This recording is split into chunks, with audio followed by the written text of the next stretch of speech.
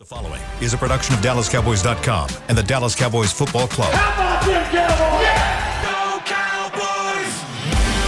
Cowboys! This is Girls Talk, Boys Talk, presented by Invisalign, trusted by over 500 NFL players for their winning smiles. And broadcasting live from Dallas Cowboys World Headquarters at the Star. Now, your host, Nicole Hutchison. What up, Cowboys Nation? Welcome into Girls Talk, Boys Talk, presented by Invisalign in the SWBC studio. I'm Nicole Hutchison alongside Brianna Aldridge, and we got Christy Scales. Ladies, it's almost Wake up! That too. Thanksgiving. I can't finish the game tomorrow. I keep saying that because what? Yeah, I know. Thanksgiving, I heard Christy was over here telling us she got the whole family coming over. That means she got some good food over there. Yeah. Yes, luckily my husband and his family can cook because I've worked every 35 years of working Thanksgiving Day games, so I've never had to cook a turkey. It's my favorite holiday. This life.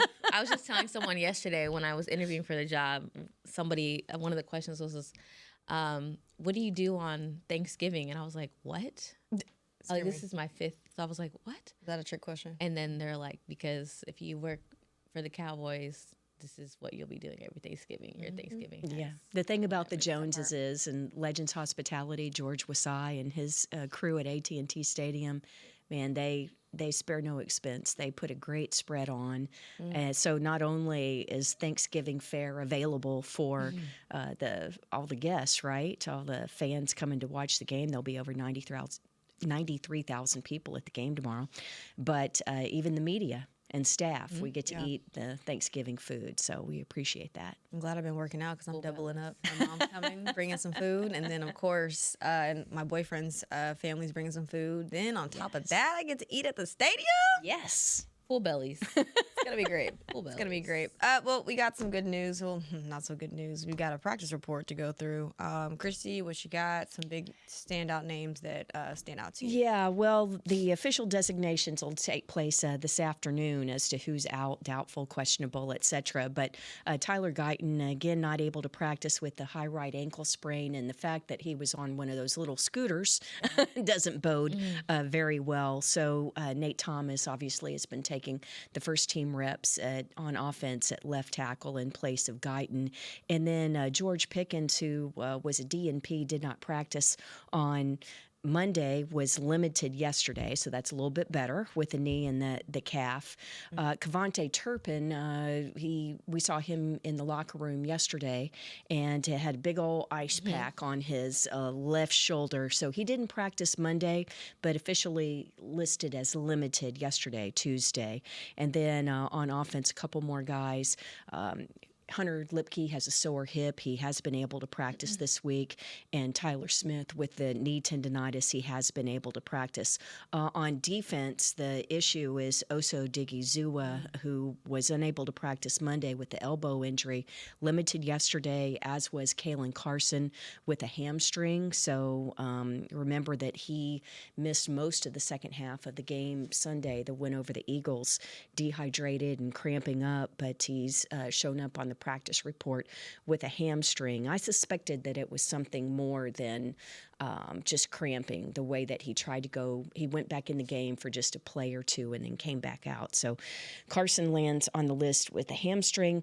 Malik Hooker limited this week with a toe injury, but he's been limited the past couple weeks, even though he's come back to play off of IR. Deron Bland, good news is full practice with the wrist injury. He hurt that in the game on Sunday, but was able to re-enter the game.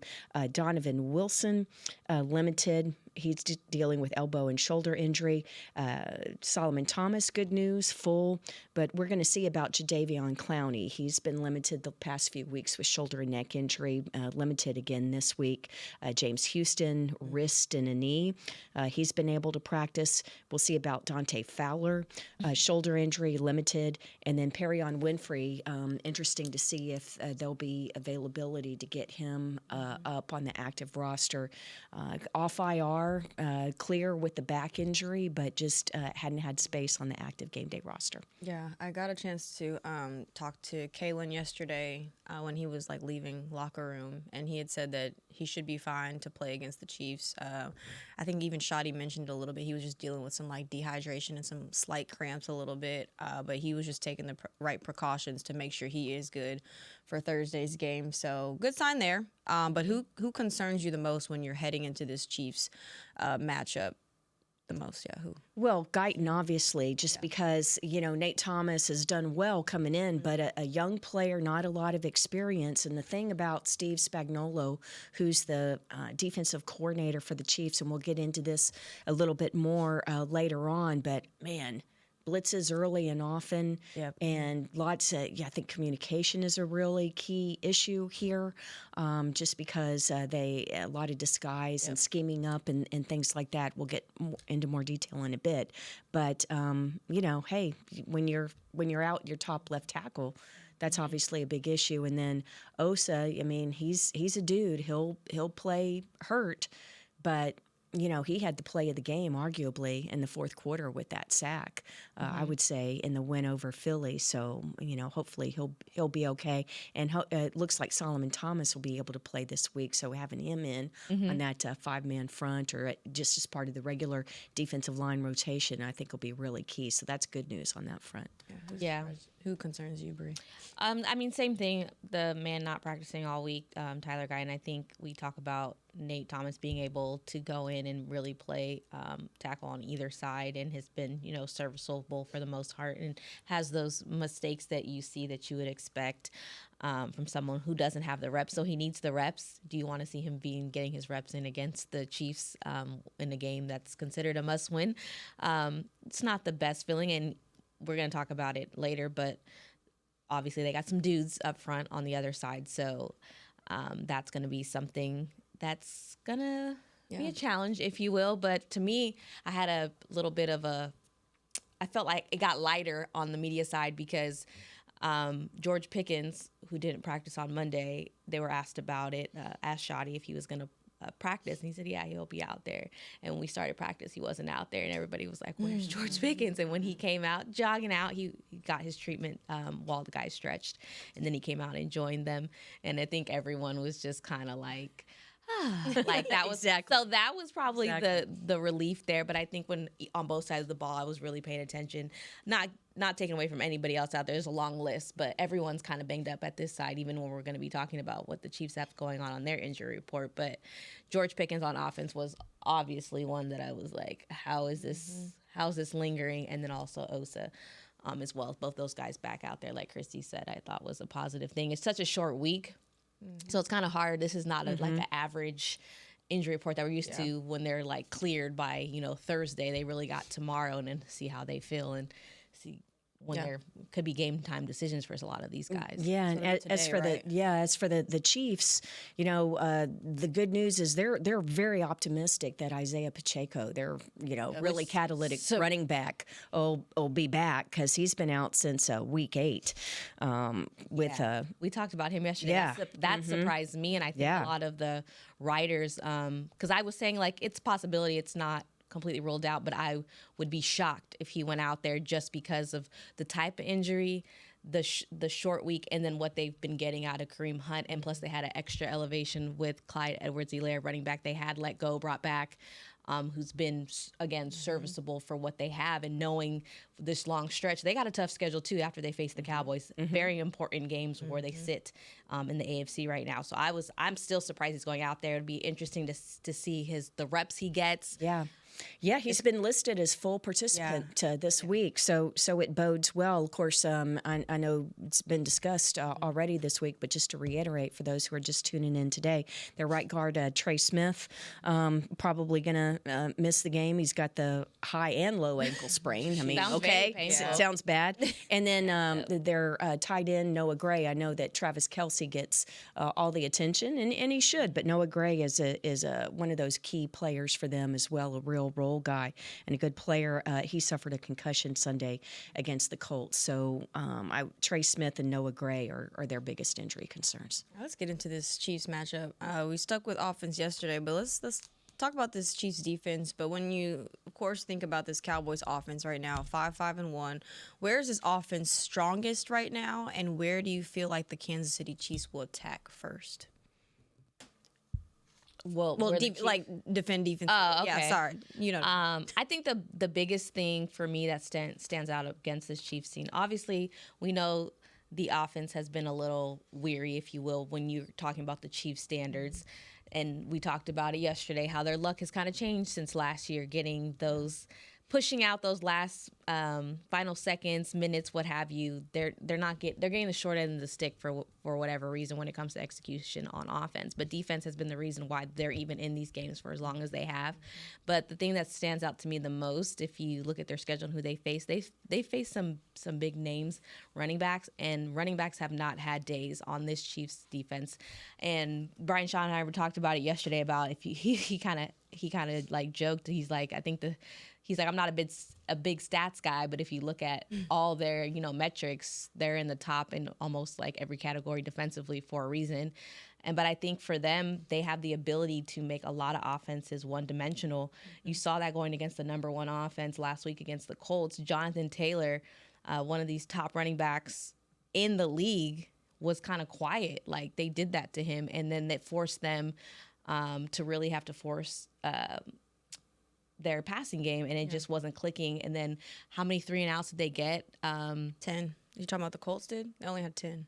Well, it was like 10 the first last. downs, The Colts only needed like I think they got field goal. I think they got like 7 3-and-outs in a row or something. Yeah, it was like a crazy stat. My bad, I had on here 10 first So, downs. I mean, that's what stands out to me, Chrissy. I don't know what they're able to do. Well, you're talking about stopping the run. You're exactly right. What they did against Jonathan Taylor, and I saw this stat, and it absolutely blew me away because Taylor of the Colts, I mean, the best running back in the league this year statistically, and I mean, so the Chiefs defense against MVP candidate Jonathan Taylor hit him behind the line of scrimmage on 62% of his runs.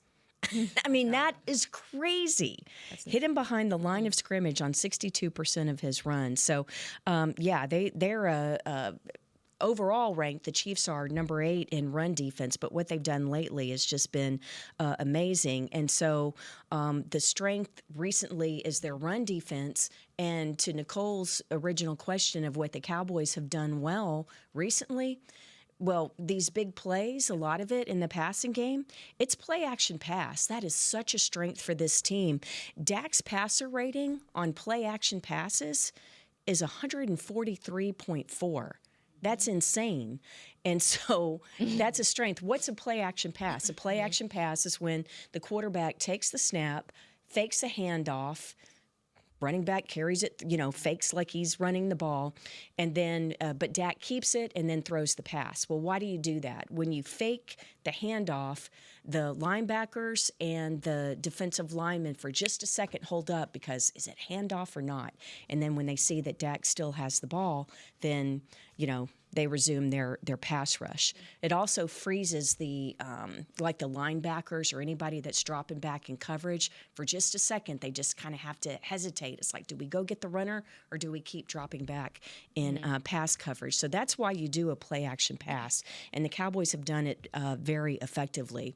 So here's the issue: if the Chiefs' defense is good against the run, which they have been, and they just shut down Jonathan Taylor, and the Cowboys can't establish a run game, which they've been able to do all year with Javonte Williams, then that's going to take away that play action because you have to have the defense respect your run game.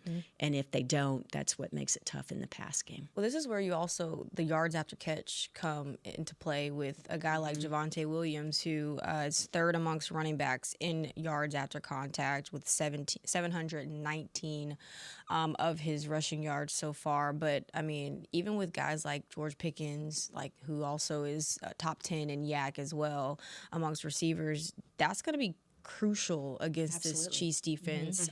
But you both ladies made a good point about the numbers really don't tell the story. And I was joking with Nate Newton yesterday about it because he was watching film while I was trying to get my footage for my package, and he was like, man, you can look at these numbers and get fooled all you want to, but that does not tell the full story. What's an advantage that you feel the Cowboys have right now? if they have one. I think they have a lot more weapons offensively. We Yes. talked about that right after the game, how, I mean, just talking about Brevin Spanford getting his first career touchdown, what Jake Ferguson, he had so many catches where he was very much near the goal line because setting up this team, it's not just two-star wide receivers. And even though I know we'll talk about it because it was kind of the theme of the locker room about the drops CD had, the uncharacteristic game, if you will, CeeDee Lamb was taken out, or took himself out, I should say.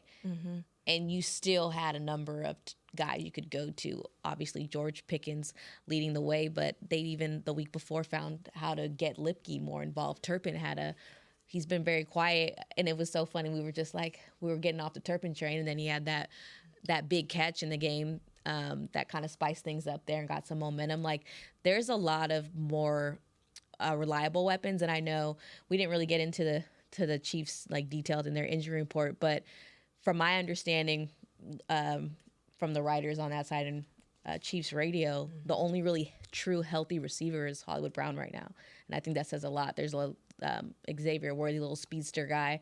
We talked about him being explosive yesterday. He's someone who's been dealing with a lingering ankle injury. He was limited. Rashi Rice, another guy. They're number one, if you will, with who they have right now in that unit. He's also dealing with a lingering injury. Hamstring. Patrick Mahomes has a groin, I believe, from last game that people saw on the broadcast that was starting to affect him a little bit. He can play through anything. I think, I don't know, a year or two ago, he had like a ankle injury that was clearly bothering him, and he played through it as well. So not saying he won't be out there, but that's a big deal when your quarterback's dealing with a lingering issue. And it's a short week. Yes. So. All right, well, we're going to take our first break here on Girls Talk, Boys Talk, presented by Invisalign. Keep diving into this matchup. We got Bullseye or Bust up next. When you're on the field, you know what it takes to lead your team and play with confidence. But that confidence shouldn't just stop at game time. It should follow you off the field, too. Join over 500 NFL players who trust Invisalign, the #1 doctor-recommended clear aligner brand.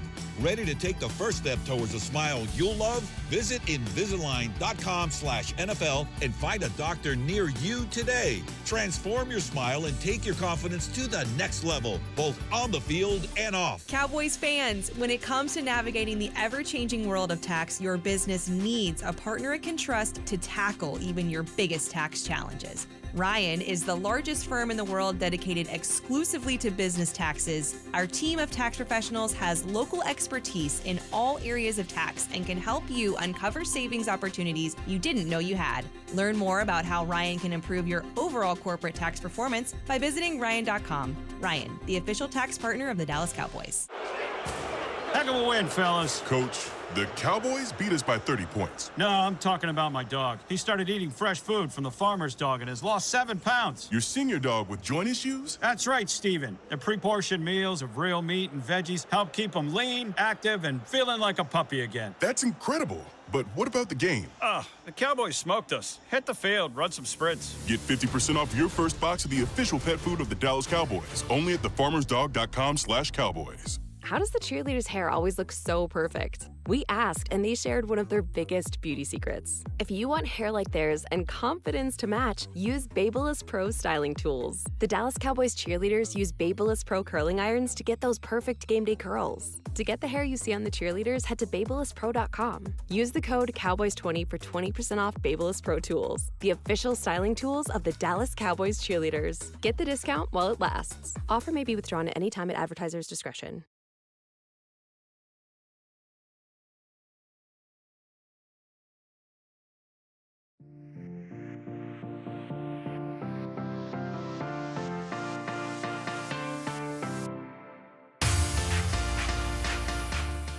Celebrate the season at Cowboys Christmas Extravaganza, powered by Reliant at the Star in Frisco. Join us every Friday and Saturday night from November 21st to December 20th for an electrifying holiday performance. For details, visit thestardistrict.com. Girls talk loud, boys talk slick. Nicole said Aisha got moves real quick. Green with the stats, Christy with the facts. Friday night lights, no time to relax. I'm a squad tight, like the Dallas do. Dag dropping bombs, CD running free. George Pickens out there pulling studs. Bullseye or bust, no ifs or fronts. Bullseye or bust, we don't play soft. Hit the target clean, take the edge off. Wake up! I did also. It's Are ready for this? Walk into that one. Yep. I'm walking Chris into always that has my one. back. I love it. Y'all ready for this? Ready. It's our Friday game. It's Friday for us. It's basically a Friday. Ish. Saturday. Jeez. Friday, Saturday. Still counts. Bullseye or bust? Yeah, it needs a little. We said it at the same time. It's fine. You did. Dak Prescott throws for 300-plus yards against the Chiefs secondary. Ooh, wow.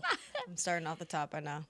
You know what's so funny is that off the break, I told you guys about a mentalist who came to CBS and we had to all pull numbers. It's not airing till tomorrow, but the mentalist says 310 yards. So I have to hit bullseye. So you're going Well, bullseye. bullseye for sure then. I mean, well, I'm just thinking, I'm like, that man said 3. because that's mental, all right. No. Oh my gosh. Man. I mean, they allow less than 200 passing yards a game. But, I'm going to go bullseye. Thanksgiving. Yeah. It's going to feel like a playoff Yeah. atmosphere. Mm-hmm. I'm built. And, like, just being in that locker room yesterday, like, There's a good energy.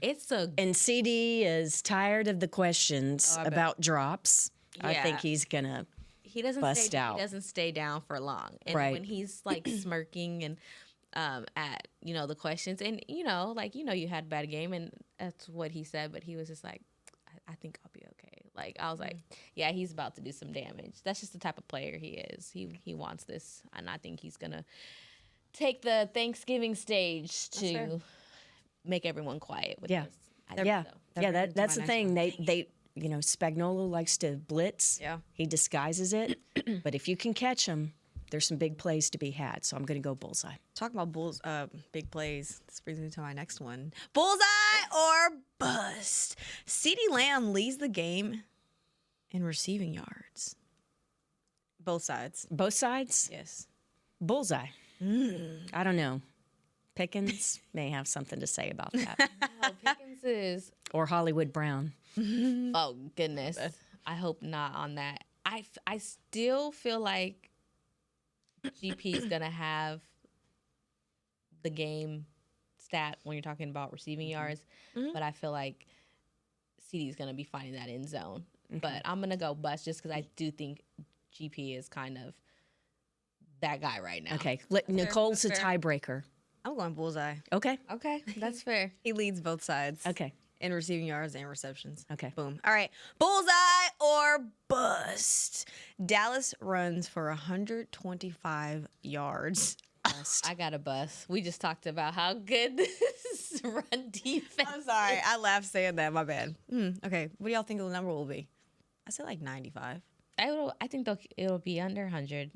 And it's going to be a big test. I mean, that's probably going to be one of my key players is to see what Javonte Williams is able to do. And not to forget, we do have a Mr. Malik Davis in there as well, who's been having some good spurts. And I wonder how much more, because I do feel like if you can test this defense by sticking to the run game early, going back to the Colts game, they were taking him out first, second drive. They were behind the sticks, and that's what everything fell apart for the number one offense in the league. So I'm definitely looking at those two, but I think it'll be under 100 yards for sure.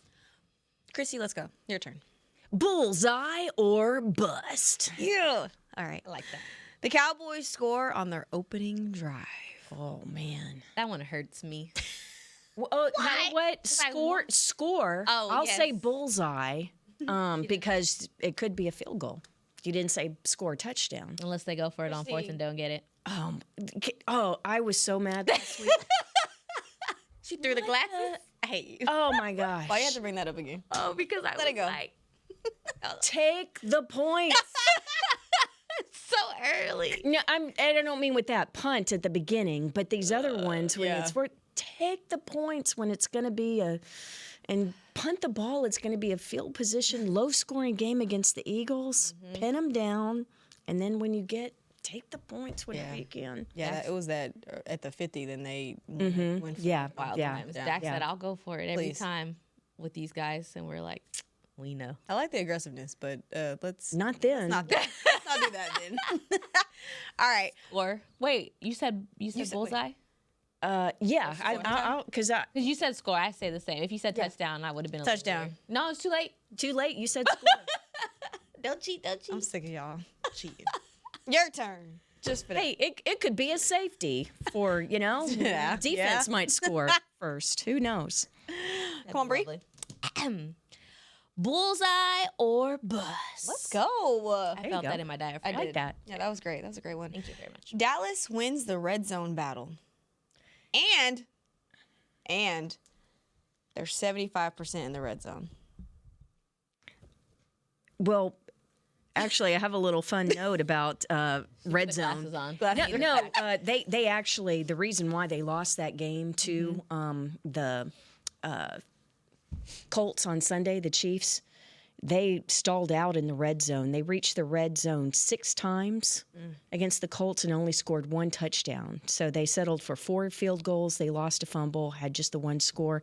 And then for the month of November, the past 3 games, the Chiefs have reached the red zone 13 times, scored only 4 touchdowns, settled for 7 field goals, and have had 2 turnovers. Yeah. So, for all their weapons and they've really been struggling. That is a focal point for them, is improving that touchdown percentage in the red zone. So, ask the question one more time. Who will win? Who will win? They will win the red zone battle, and on top of that, they'll finish 75% in the red zone. Cowboys.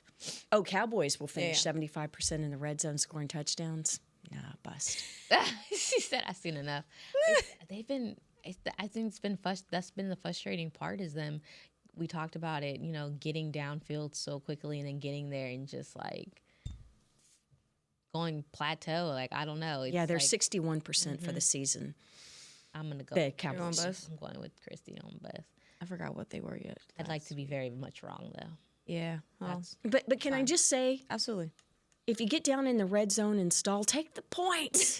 Just take the point. I'm gonna, every time they get down there tomorrow, I'm just gonna hear Christy. Take the points. That's all I'm gonna hear. Screaming. All right, bullseye or bust. Dak takes 3 sacks on Thursday. Ooh, you know what? As good as the. I hated saying that. I'm sorry. No, they played well in the pass protections, statistically with the sacks and everything. But Chris Jones, actually George Karlaftis, leads the Chiefs in sacks. But this is a tough front. You've got a young guy playing left tackle. Spagnuolo will send people from everywhere. Safeties, corners, very exotic with the blitzes. Bullseye. That he'll be sacked 3 times. Yeah. Bullseye. Yeah. Yeah. But with risk comes reward. So, if you can, they'll get you. But when they blitz, it's gonna open some things up. I feel like, and do you feel like they'll have some beater to beat the blitzes. I feel like it's gonna be like it means opportunities. Yeah. What you said? What? Like a shootout. Like a high-scoring game tomorrow? You think so? I'm asking. Oh, no. I don't think so. I think it'll be a low-scoring game, maybe like 21. I don't know. I was wrong last week, so I just feel like 21. I know maybe. the defense. Both defenses are playing well right now. So I like how everyone, because the one thing I do when we face an opponent, I always listen to the radio folks. Just the stuff you get from radio, I just I mean Thank you. Yes, it's a different vibe.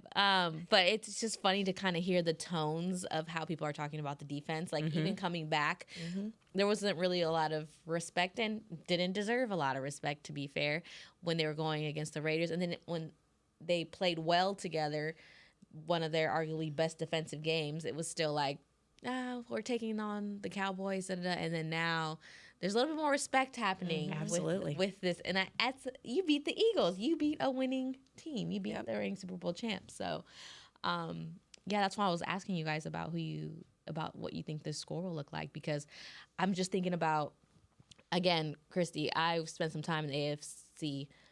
I know what it's like when Patrick Mahomes comes to town, regardless of what he did the game before. You know, Bills fans, 13 seconds. I don't have to say a lot more after that. But just thinking about what he's capable of, regardless of kind of the struggles, it is weird to think of Patrick Mahomes only having one touchdown, throwing for one touchdown in 3 games. Like, that's kind of an insane stat. But it scares me because it means he's due. That's what I'm saying. That's why I'm like, I know what these defenses, what the Cowboys defense is doing now, and what the Chiefs defense has been doing all season. But I just feel like with these 2 quarterbacks, like, and it's going to be a show. I mean, national stage, and his first game, Pat Mahomes at AT&T Stadium as a pro.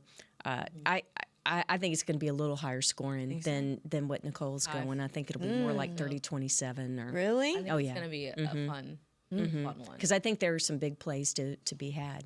Okay. Yeah. Well, I'm not good with score predictions. So I was so off last week, but it's okay. Well, Sunday. Goodness. It's okay. The days are all fine. The days are all over together. All over here. Bullseye or bust. Kansas City forces 2 turnovers Thursday. Ooh. Forces 2 turnovers. Oh, I hate it, but I feel like that would be. Dang it. I'm just thinking about our fumbling monsters last game. And they were able to overcome it, but that's just not the way. I think that was so impressive to me.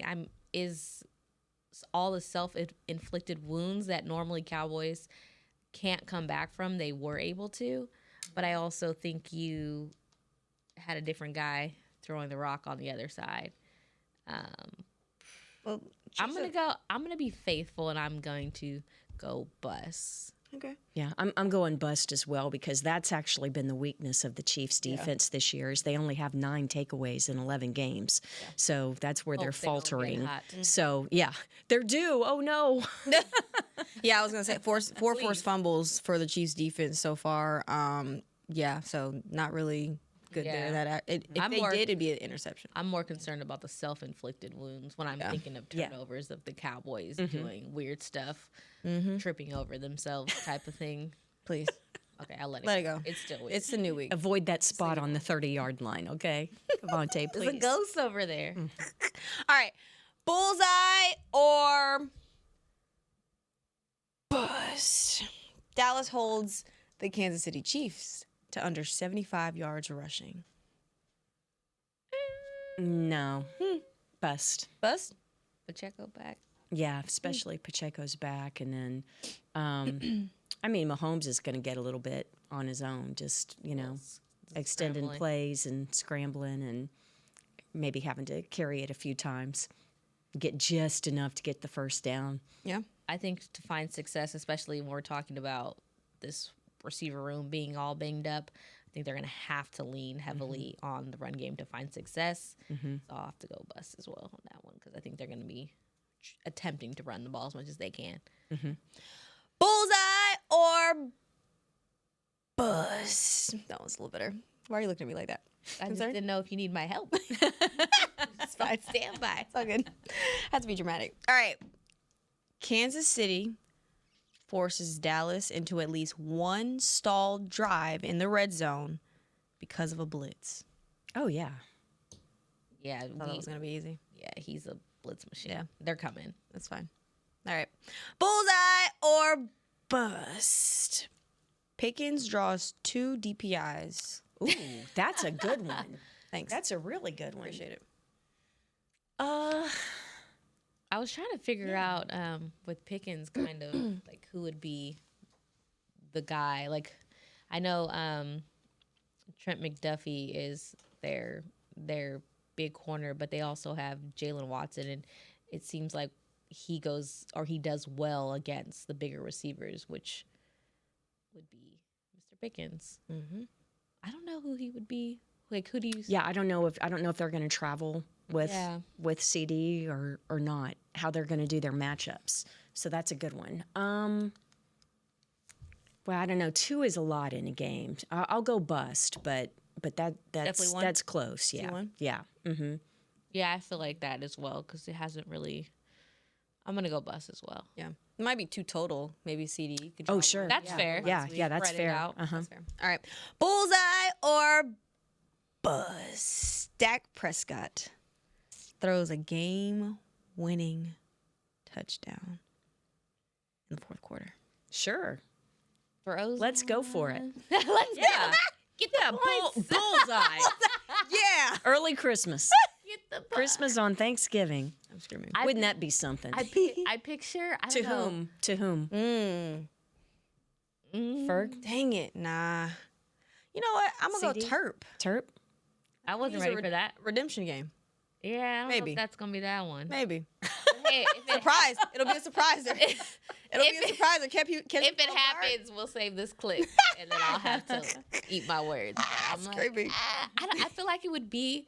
I feel like it would be like a Javonte Williams run-in. I feel like this would be a rushing touchdown for some reason. Okay. So I'm gonna go. Bucks. I don't care as That's long what as it they is. score. Get the points. They win. Yeah. Take the points. All right, here we go. Sorry. Bullseye or bust? Dallas has 4 players. I was going to go 5, but 4 players with at least 50-plus receiving yards. Oh, wow. That's a good one. 50. At least 50. 3 for sure. You said 4. Yeah, I don't know about said 4. 4. I'll go I'm bust. just looking at everything I'll go we've bust. had. I mean, obviously, your GP. Yeah. GD, Yeah. You'd have Flanoy maybe or. Illinois. Mm-hmm. That's 4 right there. I'm just looking at what they've done in the past, and I think for me saying I think Pickens is going to lead the room, I think he's going to get a bulk of the targets. I don't know how much that leaves unless they have a bunch of chunk plays like they did the last game, which was nice to see. But I'm going to go bust. I think 4 might be a lot against this defense. I think it's going to be like one guy doing a lot of the bulk. Maybe 3 before it's a stretch. All right. Let's see which one I want to go with. Let's see this. All right. Bullseye or buzz? Kansas City holds Cowboys scoreless in the third quarter. Kansas City Cowboys. Scoreless. I'll go bust. Chrissy's like, I don't want to see that. I'm trying to think. Well, I mean, it just thinking depends. about- Do you get the, who gets the opening kickoff of the third quarter? You might have only 2 possessions.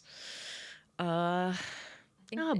Buzz? Yeah, I think it'll be a fairly high scoring game. So I think Quinnen Williams will give another great speech at halftime, and they'll come out hot. All right. That's a wrap for Bullseye or buzz. That was good. I'm proud I of like it. I like it. Good ones. Energy. Yeah. We're going to be right back with more Girls Talk, Boys Talk, presented by Invisalign.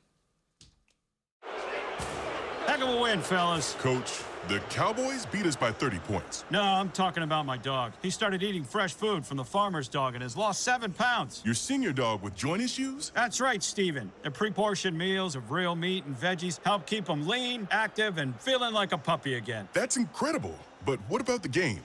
The Cowboys smoked us. Hit the field, run some sprints. Get 50% off your first box of the official pet food of the Dallas Cowboys. Only at thefarmersdog.com/Cowboys. Discover Aiden, the official luggage partner of the Dallas Cowboys and Dallas Cowboys cheerleaders. Known for top-tier engineering and craftsmanship, Aiden offers more than just bags. Originating from Australia and designed in New York, it merges fashion, design, and culture. Used by Dallas Cowboys players, staff, and the entire organization, Aiden provides style and functionality for all travelers. Visit AidenTheBrand.com and use code AidenXCowboys for 25% off your purchase. Travel like your favorite stars with Aiden. When you're on the field, you know what it takes to lead your team and play with confidence. But that confidence shouldn't just stop at game time. It should follow you off the field, too.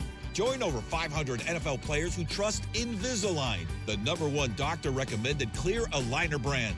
Ready to take the first step towards a smile you'll love? Visit Invisalign.com/NFL and find a doctor near you today. Transform your smile and take your confidence to the next level, both on the field and off. All right, Cowboys fans, this one's for us. If the men in your life bleed blue and silver like we do, I've found the perfect way to elevate their game day rituals. Gillette just released their best razor in Cowboys colors, and it is everything a Cowboys fan could want. The new Gillette Labs official Dallas Cowboys licensed razor combines his Cowboys pride with Gillette's best shave. And with 50% longer lasting blades, it is truly the gift that keeps on giving. Get it while you can at Gillette.com/NFL. Gillette's best shave is also available as heated.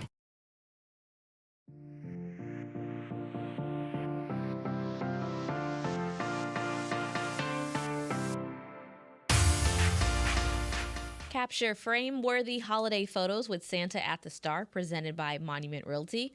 Santa will be spreading holiday cheer from November 21st all the way through Christmas Eve. For more information and to book your visit, head to thestardistrict.com/Santa.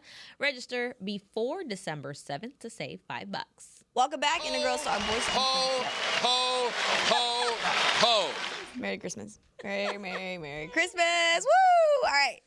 Welcome back into Girls Talk Boys Talk, presented by Invisalign. Nicole Hutchison, Brianna Aldridge, Christy Scales, and it's not Friday, but we're technically still a Friday. So we got Christy's fun fact on Wednesday, Friday. Why day? Why day? I like that. So it goes directly into today's fun fact, why day, of why do the Cowboys get to host the Thanksgiving Day game? And Detroit, why do they get to host it, right? I mean... Seriously, do you know why the Cowboys have hosted it? So actually, Detroit started it in 1934, okay? Detroit has hosted a game every Thanksgiving since 1934. Their owner at the time, his name was George Richards, and he owned a radio station there in Detroit. It was affiliated with NBC, and so he negotiated this agreement where the radio network would broadcast the Thanksgiving Day game nationally. And so they hosted every year since 1934. There were exceptions during World War II where they didn't host on that day. But tradition in the NFL since 1934. Well, and it was always an early afternoon game. In 1966, Pete Rozelle, a marketing genius, he was the commissioner of the NFL for decades, he wanted to add a second game because he knew that families are together and there are a lot of eyes potentially with TVs that you could draw in a huge national audience. And he was looking for another NFL team to host a game. But what crazy NFL team would take the risk? Seriously, NFL is not what it was, not what it is now. Back in the 1960s, it was not even the second most popular sport in America. You could argue that boxing or even horse racing was more popular nationally than football. Baseball ruled back then. Mm-hmm. But Tex Schramm, the visionary president and general manager of the Cowboys and a Hall of Famer, he saw the potential of getting his Cowboys, who, remember, in the 60s, they were in an expansion team, started in 1960. This is a way to get them in front of the eyeballs of the nation exclusively, right? And so in that time frame, afternoon, after the Detroit game, so he agreed to do it. There at the Cotton Bowl, the NFL was smart. They sent in the Cleveland Browns, one of the premier teams at the time. But the Cowboys did it and drew an then all-time record crowd for the Cowboys. Over 82,000 people showed up at the Cotton Bowl in 1966.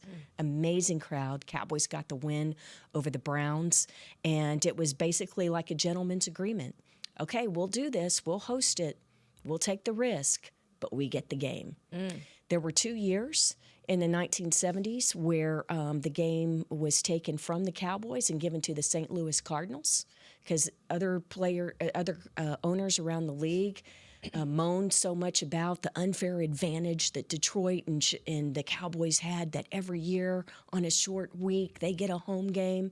Well, they moaned about it enough that it went to the Cardinals twice, but the ratings were so bad that they gave the game back to the Cowboys. So that's why the Cowboys have played at home, with the exception of 2 years in the 70s, every Thanksgiving since 1966. I mean, it's the biggest brand in sports. I didn't know the Cardinals tried to. Yeah, I didn't know that either. That's a nice fun fact. Today, in 2025, I don't want to watch that game on Thanksgiving. It's just with the Cowboys tradition. It's so funny though.